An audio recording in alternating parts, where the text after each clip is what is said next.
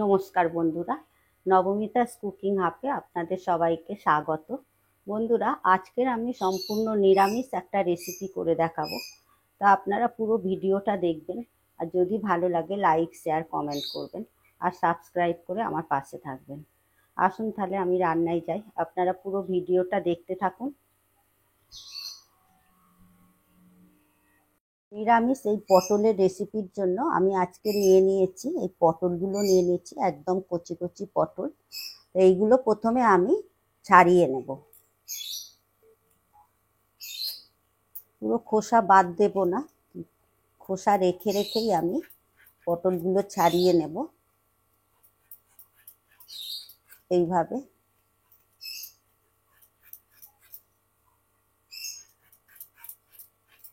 এইভাবে পটলগুলো আমি ছাড়িয়ে নেব, নিয়ে দু টুকরো করে নেব। আমি এখানে বটিতে কাটছি, আপনারা ছুরিতে যদি পারেন ছুরিতেও কেটে নিতে পারেন। এইভাবেই সব পটলগুলো আমি কেটে নেব।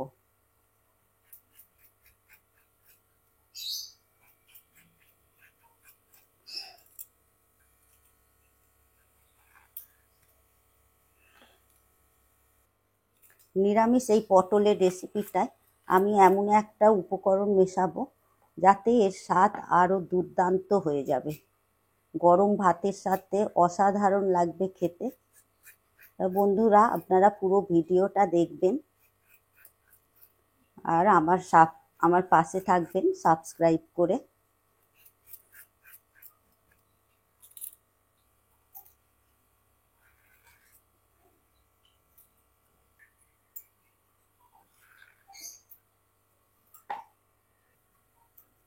পটলগুলো আমার সব কেটে নেওয়া হয়ে গেছে, এবারে আমি ভালো করে জল দিয়ে ধুয়ে নেব।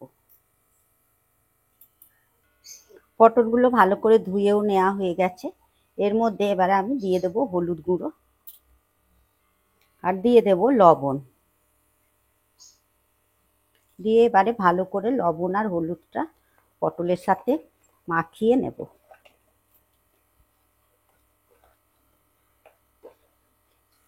পটলের মধ্যে নুন আর হলুদ মাখিয়ে নেওয়ার পর আমি এবারে 5 মিনিট রেখে দেব। এরপর আমি একটা মশলার পেস্ট বানিয়ে নেব। তার জন্য নিয়ে নিয়েছি মিক্সিং জার।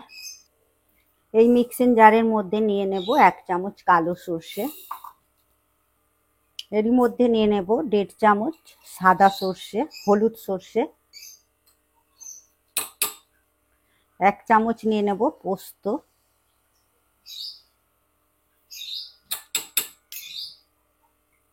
এই পোস্তর পরিবর্তে আপনারা সাদা তিলও ব্যবহার করতে পারেন, তবে পোস্তটা দিলে বেশি স্বাদটা ভালো হবে।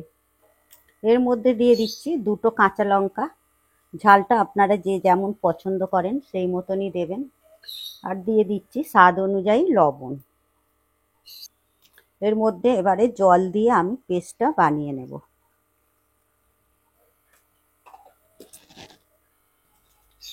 মিহি পেস্ট বানিয়ে নিয়েছি সর্ষে পোস্ত। এরপর আমি একটা বাটি নিয়ে নিলাম, এই বাটির মধ্যে আমি গুঁড়ো দুধ নিয়ে নেব, 1.5 চামচের মতো গুঁড়ো দুধ নিয়ে নেব। এই গুঁড়ো দুধের মধ্যে নিয়ে নেব গরম জল, ঈষদ উষ্ণ গরম জল দিয়ে ভালো করে গুলে নেব দুধটা। গুঁড়ো দুধটা গুলে নেওয়ার পর গ্যাসে কড়া বসিয়ে দিয়েছি, এর মধ্যে দিয়ে দেব এবারে সর্ষের তেল। সর্ষের তেলেই রান্নাটা করলে বেশি ভালো হবে। তেলটাও গরম হয়ে গেছে, এর মধ্যে এবার আমি পটলগুলো ভেজে নেব।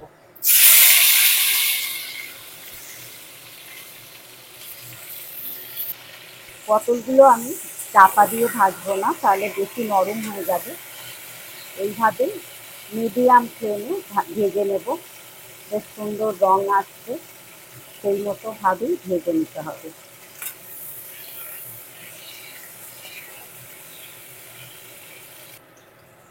পটলগুলো এইভাবে আর একটু ভেজে নেব,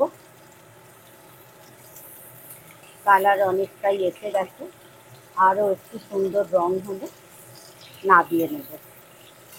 আরও 2 মিনিটের মতো ভেজে নিতে হবে। আরও 2 মিনিট ভাজার পর আমি এবারে পটলগুলো তুলে নেব, একটা প্লেটের মধ্যে তুলে নেব।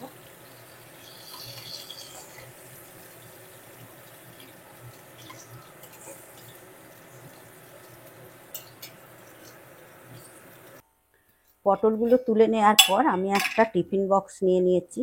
এই টিফিন বক্সের মধ্যেই পটলগুলো আমি নিয়ে নেব।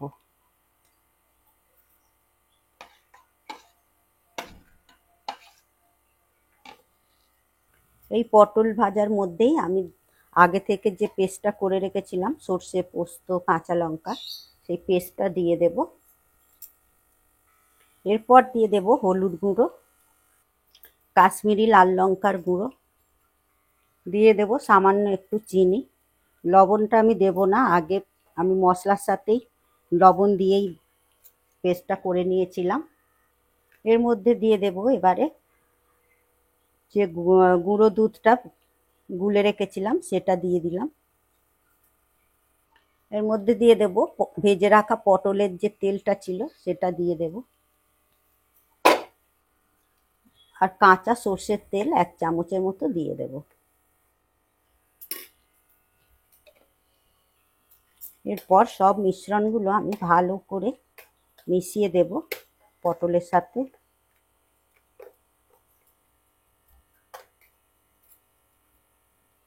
এর মধ্যে দিয়ে দেব 2টো কাঁচা লঙ্কা।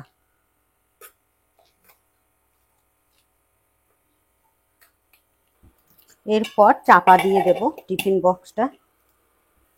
এরপর গ্যাসে কড়া বসিয়ে দিয়েছি, কড়ার মধ্যে দিয়ে দিলাম জল। এই জলের মধ্যে একটা স্ট্যান্ড বসিয়ে দেব, উল্টেই বসাবো এটা। এর মধ্যে এবারে টিফিন বক্সটা বসিয়ে দেব। বসিয়ে আমি এটা 15 মিনিটের মতো ভালো করে ফুটিয়ে নেব, রান্নাটা হতে দেব। আপনারা কড়াতেও করতে পারেন, কড়াতে সমস্ত উপকরণ দিয়ে আমি যেভাবে টিফিন বক্সের মধ্যে মেশালাম, এটা কড়ার মধ্যেও দিয়ে করা যেতে পারে। পুরো চাপা দিয়ে 10 মিনিট কড়াতে মিডিয়াম ফ্লেমে রেখে করা যাবে। আমি এই টিফিন বক্সেই করছি। 15 মিনিট হয়ে গেছে। 15 মিনিট পরে আমি গ্যাসের ফ্লেমটা অফ করে দেব। এরপর আমি 5 মিনিট ঠান্ডা করে তারপরে আমি খুলবো টিফিন বক্সটা। 5 মিনিট ঠান্ডা করে নেওয়ার পর আমি টিফিন বক্সটা খুলে ফেললাম। দেখুন বন্ধুরা, কত সুন্দর হয়েছে।